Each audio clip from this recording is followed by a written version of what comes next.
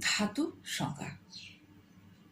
ক্রিয়াপদকে বিশ্লেষণ করলে যে অবিভাজ্য মৌলিক অংশ পাওয়া যায় এবং যার দ্বারা ক্রিয়াপদের অন্তর্নিহিত ভাবটি মাত্র দুর্বৃত্ত হয় তাকে ধাতু বলে। যেমন পর যুক্ত এ, এখানে পর হবে ক্রিয়াপদের ধাতু মূল। মৌলিক ধাতু, যে ধাতুগুলি স্বয়ংসিদ্ধ অর্থাৎ ভাষায় যাদের বিশ্লেষণ করা যায় না সেই ধাতুকে মৌলিক বা সিদ্ধ ধাতু বলে। মৌলিক ধাতুর সঙ্গে যখন ধাতু বিভক্তি যোগ হয় তখন তাকে মৌলিক ক্রিয়া বলে, যথা কর, দেখ, চল প্রভৃতি মৌলিক ধাতু। এবং মৌলিক ধাতুর সঙ্গে ধাতু বিভক্তি যোগ করা হলে তখন মৌলিক ক্রিয়া হয়ে থাকে। এর সঙ্গে হস্যই, ইতেছে প্রভৃতি ধাতু বিভক্তি যোগ করে মৌলিক ক্রিয়া হয়, যেমন খা যুক্ত ইতেছে, খাইতেছে।